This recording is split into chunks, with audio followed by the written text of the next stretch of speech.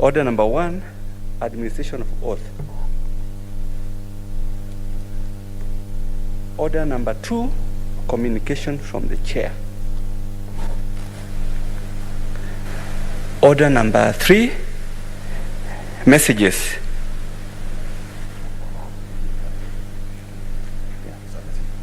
Okay. Order number 4, petitions.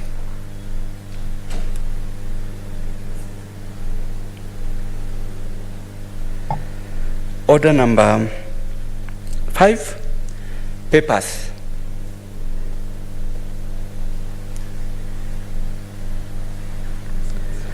Order number 6, notices of motion.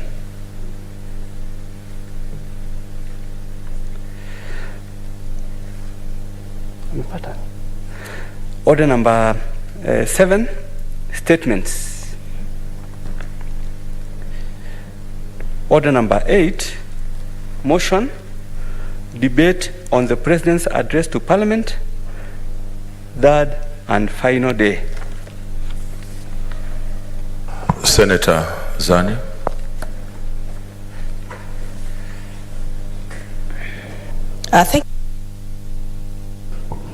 Thank you very much, Mr. Speaker, for giving me this opportunity so that I too can add thanks of the Senate to recorded for the exposition of public policy contained in the address of His Excellency the President, delivered on Tuesday, 30th November, and further that the Senate notes the following reports. Mr. Speaker, let me just start by thanking His Excellency the President for executing his constitutional mandate in giving this report, I think, which is very, very critical. We all listened to that report that covered various areas of importance because really, Mr. Speaker, all areas were touched on, right from the economic, the social, the cultural, the historical, and really just giving a progression of the issues that have come up, most recent of which has been the issue of COVID-19 pandemic, and how we have been able to handle it. Mr. Speaker, this is a problem that applied or touched the whole world indeed, and it brought out the resilience of Kenyans and indeed the need to be able to quickly pick up our situation in our pieces and be able to progress and soar ourselves to greater heights. So we listened to the 8th set of the address of the nation that was given by the Excellency, but also received various reports that were very key. The 8th annual report 2020 on the measures taken and progress achieved in the realization of national values and principles of governance. Mr. Speaker, probably one of the most important articles in our Constitution 2020 is Article number 10 that really gives these very, very specific principles that should guide us. The principles of equality, the principle of clarity and exposition, the principles of transparency, the principles of ensuring that everybody is brought on board, the principles and the values that are very, very key. And Mr. Speaker, in many situations, many countries have been able to proceed and grow because they've been able to put these values into place. They've been able to inculcate these values.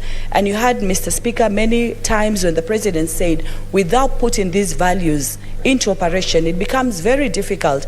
We have the hardware right, but we have to put the software right so that these principles can actually be put into operation. So this is very key and very, very important. We also received the 8th annual report on the progress made in fulfilling the international obligations of the Republic of Kenya, of which Kenya is a signatory to many obligations, especially at the international level, in sync with keeping in touch with the changes that are taking place, for example, from various organizations, including IPU and others, and the various conventions and agreements that have been made about the way forward for a country. And then we also had the annual report to Parliament on the state of national security, which is very, very key and very, very important. And this, I think, Mr. Speaker, then contextualizes the situation that we are in and then how we can actually progress ourselves. Indeed, the issue of having mixed fortunes our country, but that this has given us an opportunity to serve this country, and that we can actually use any capacity to take that capacity to bring it to action. He also stated that that has taught him to have empathy, that both sides of the parliamentary divide and political opinions need to be brought all to the fore. Mr. Speaker, we are a multicultural, very diverse society. Many countries have used multilingualism and multiculturalism as a way to impetus for their own development. And this is something very, very key, that through these lessons, we're able to build ourselves and be able to contribute to our various ideology, and to be able to place ourselves in a situation that we can actually be able to push ourselves to the next level. So this is very, very key, because without this, it makes it very, very complicated and very, very difficult for us to be able to plunge further. The issue of the pandemic was very, very key, and this was addressed at various points. And of course, yes, we're not yet out of the woods, especially now with Omicron, which is a new variant that is coming. But I think even when we went for the KEPSA conference, Mr. Speaker, we got a chance to again expound on how innovative people were, how innovative Kenyans were, how resilient Kenyans were, and especially when it comes to issues of cash transfers that were given to various members Kenyans, the issue of innovation, the company in Kilifi that was able to begin to make syringes, and many other innovations that came up. Mr. Speaker, within this particular Senate, we were able to also come up with our own COVID-19 response committee that really made very many recommendations. We got engaged, we engaged with the various stakeholders, just trying to find ways and means. And I remember we came out with lots of financial, social, cultural impetus. And we even looked at the issue of GBV, for example. That was something that was coming out as a result of some of the homes being constrained within a pattern of space, and as an issue that was coming out to be addressed, and how that needed to be handled. So various issues came out, Mr. Speaker. And this is very, very key and very, very important.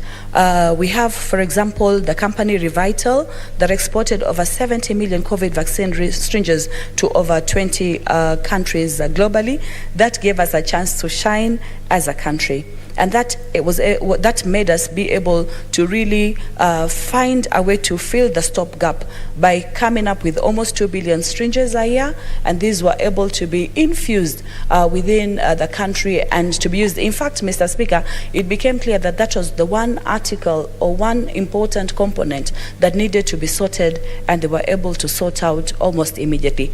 Another company, also Hela, a global apparel marketing company, also was able to come into the fore. They had a strategy of producing clothes. Mr. Speaker, you'll remember when we first saw the PPEs, the masks we got used to pretty quickly. The PPEs at the beginning were even scary. You remember the first instances when COVID began and you find people with PPE, but quickly we began to realize. And quickly the issue of PPEs and producing these, especially locally, became very, very important. We have Hela, which is a global apparel making company, which was able to bring this onto the fore. We have, for example, also with a collaboration with the WHO, the requirements of face masks, and these were able to be increased over time. So through the disaster, we actually were able to have opportunities to be able to further look at the issue of COVID-19 and some of the issues that we could actually bring to the fore to begin to continue to address this issue. It helps us, therefore, to open up our economy, to save our economy, and to be able to proceed with this particular issue in a very, very logical way, in a very, very informative way. And the Ministry of Education, and here really just to appreciate that there was no information lacuna. Right from the beginning, there were press statements being made from time to time indicating what is expected, how the rates for infection were going, what to be avoided, the issue of face masks, the issue of curfews, which initially were difficult, but now looking back, probably that was one of the actions that saved this country, because through the curfews, people were able to contain, be in the right places at the right time. And I think this was also added by His Excellency the President, that despite the curfew now having been removed, we're not yet still out of the woods. So really just practicing those good practices that are needed, using sanitizer, using face masks, and using all this as part of something which is very, very needed and very, very interesting. Again, Mr. Speaker, there was the issue of the first stimulus package, which was announced that they gave interventions that really added into taxes. For example, 176 billion that was given by the exchequer, and various tax measures were put into place. The immediate reduction of VAT, for example, from 16% to 14%, 100% tax relief, reduction of pay as you earn from 30 to 25%, therefore reducing the load of expectations of taxes from Kenyans, the lowering of cash reserve ratio, that is from 4.25% to 5.22%. The Central Bank of Kenya also provided flexibility to banks with regard to requirement and loan application.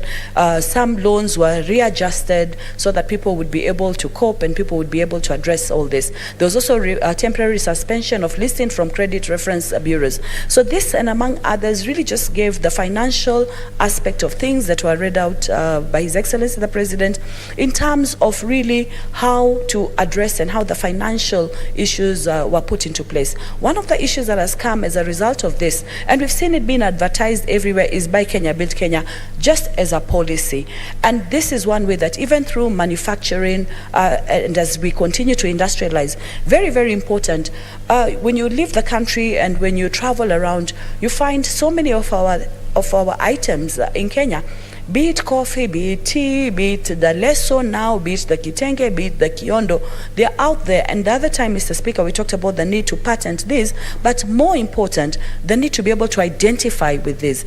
And for a long time, many people, especially in the textile area, in many programs, have been saying, let us produce what is ours, let us be able to market it, let us be able to use it effectively. But more important, even when it comes to tourist packages, then we need to be able to do that. And in this report, this program also then increased gainful engagement or employment to over 750,000 youths who were engaged in improvements on environment, on hygiene, on various issues that are very, very key.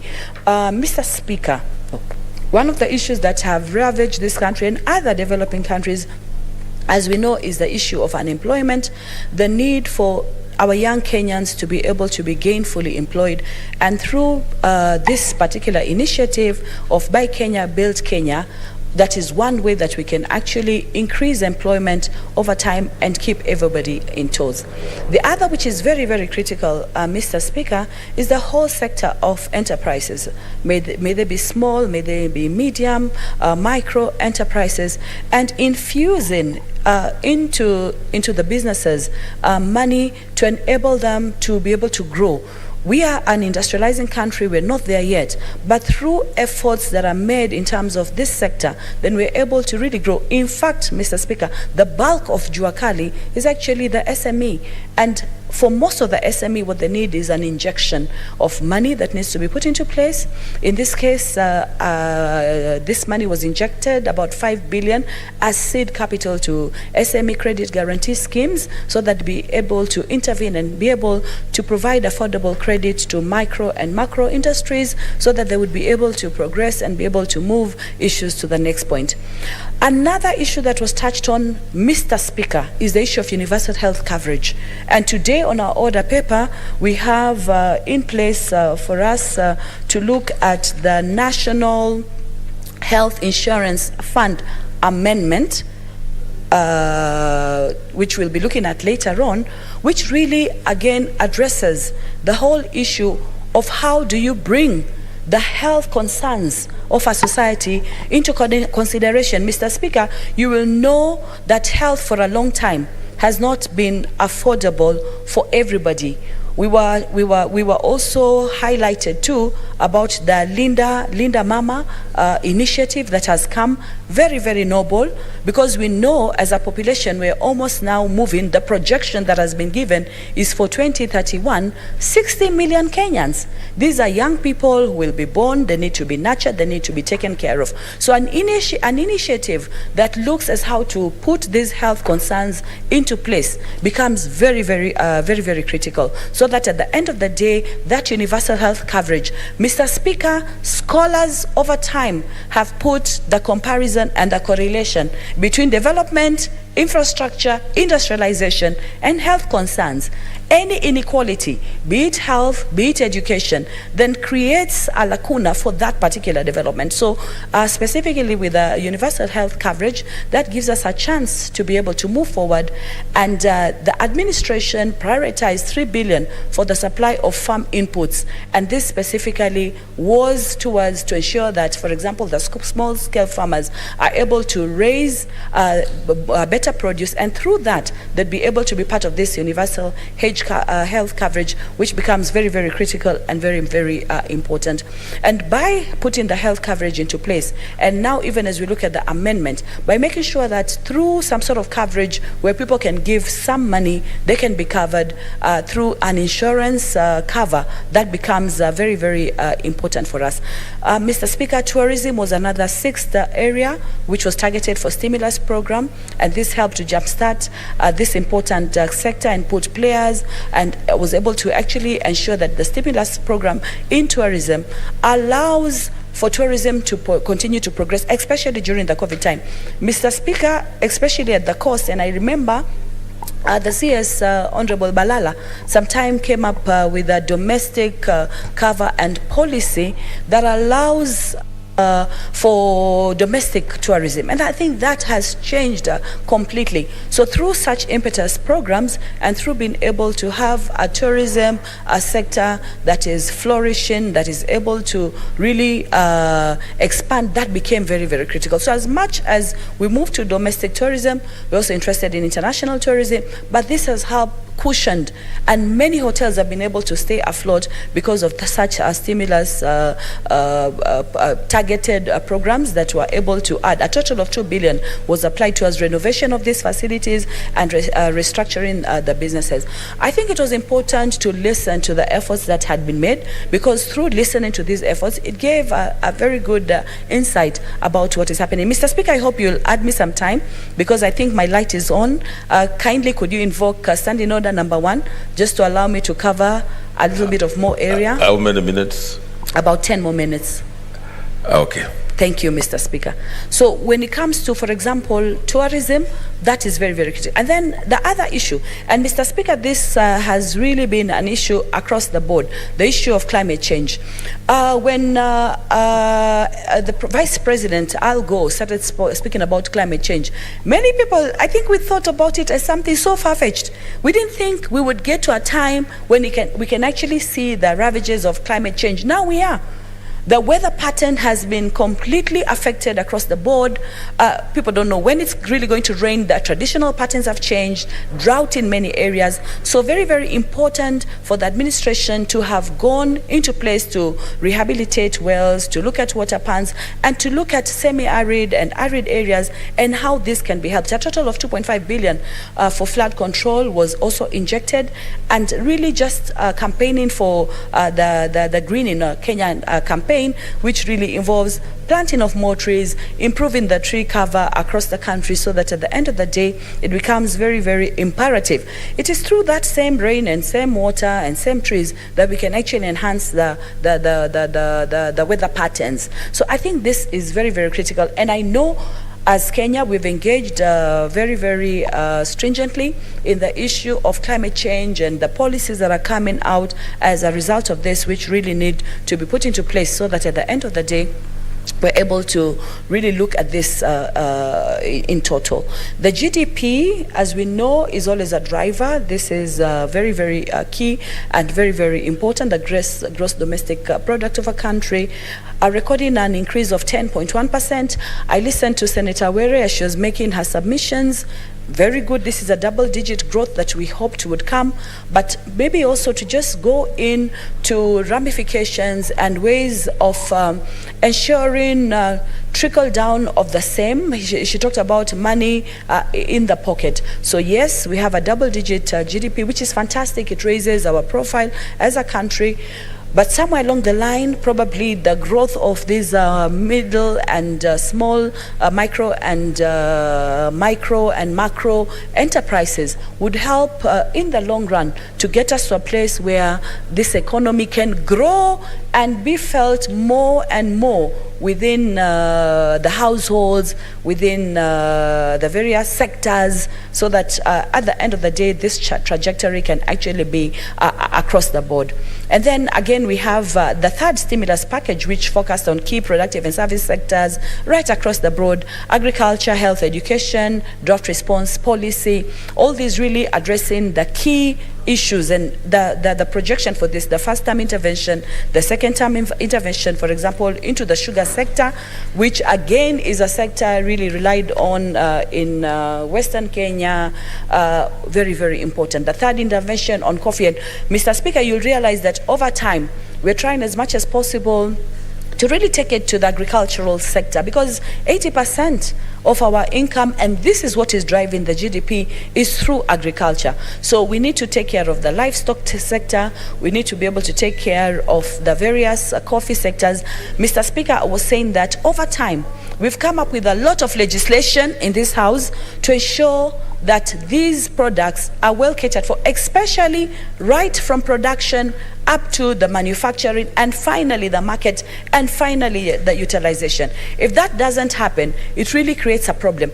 And therefore, we've initiated in this House and debated the tea bill, the coffee bill, the coconut plant bill from the coast. Very, very critical, because the coconut plant is used for so many uses, and this is really an economic hinge in this particular region. Very, very key and very, very important. Mr. Speaker, the sixth intervention was in education. And of course, we have the 100% transition, of course, CBC, which really is targeting competency-based, moving from qualifications, giving people skills so that they can overall be able to, be able to use various competencies apart from the educational attainment. I sit in the Education Committee, Mr. Speaker, and we have engaged broadly at CBC level to find out what is happening. Of course, the issue of transition and where do we go to, for example, after grade 6, this is now being addressed. They're going to move into secondary schools, but really just feeling that there's a shift of change, and also that other competencies, Mr. Speaker, some of these competencies over time are gauged to actually have a very high correlation with development. Key competencies of critical thinking, of development, of analysis, so that our children are able to capture these, and this can catapult them further. So the Ministry of Education continuously has been engaging on how to improve. Of course, there are various questions. We've raised many of them on the floor of this House, some of which have gone to the ministry, and we've been able to get the feedback. And now the feel that even the grade 6, as they proceed there, would be able to make the changes, the beneficial changes, I think, that are very important. Of course, this cannot happen without construction of classrooms, and this commenced early December. We should commence early December 2021. This is about this time, because the first issue was, what do we do with the classes that are there already at the lower primary level? How do we handle them? And many are feeling we can keep the pre-unit classes, both 1 and 2, and then with the 6, and have the other 2 really just move to the secondary level. And this is what will necessitate us the building of more of these classrooms, not forgetting, of course, the 100% transition rate. That means the initial scheme that we had, the initial pointer to transition has been removed. And this, I think, levels very well with the more advanced countries. For example, United Kingdom, if we go to countries like Switzerland, equal opportunity. You're not going to be left out because you cannot pay fees for your transition. But I think what will be key for us in this country is that even as we identify the key competencies and we're able to gauge them, that we're able to support those who move to the secondary level and be able to still build on those key competencies that are very, very key.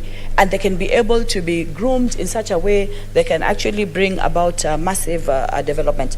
The other issue of intervention, which was very, very key, is the issue of health and the health coverage. I've touched on this already, and 3.2 billion was put for construction for medical facilities, etc. The need to be able to really ensure that people have better health. The eighth intervention was the sanitation program, and this was very, very key as well. The national program, this included Kazi, Mtaani, again addressing the other issue that I'd spoken to initially, the need to be able to cover, especially the youth. They are the future, now we say for tomorrow, but nowadays we say they are just the future of now. That they need to be able, whatever we have put into them educationally, and the need therefore not to focus so much on formal education, but also move to TVET. Mr. Speaker, the TVET bill is on the order paper today, pushing for the agenda of both technical and vocational training so that people will come out with skills they can be able to use. Mr. Speaker, there are certain countries now that have expanded because they have been able to bloom this sector. And Mr. Speaker, you'll be aware that a lot of our workforce that goes out really is giving out this, apart from, of course, white-collar jobs and white-collar qualifications, also the TVET, the vocational training, which is very, very key and very, very important to be able to really enhance the thinking through the facility, the way people are able to put things into place, the way they can be able to progress, the way they can be able to push their agenda, which is very, very key and very, very important. Mr. Speaker, we would not have gotten to where we have gotten to without the national vaccination plan.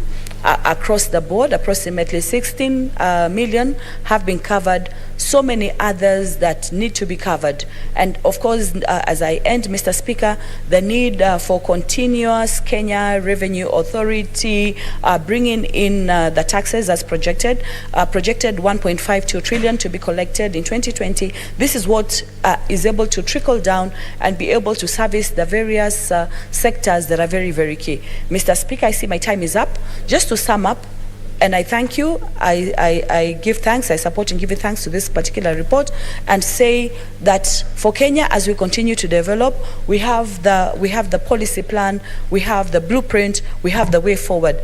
As the President said, there's no reason why we cannot be the Singapore, why we cannot be the Malaysia, why we cannot be the newly Asian tigers that have made this progression. Indeed, they actually copied our sessional development plan. They were able to implement. We are getting to where we can identify and tie the gaps. We're looking forward to reach the progress that we so seek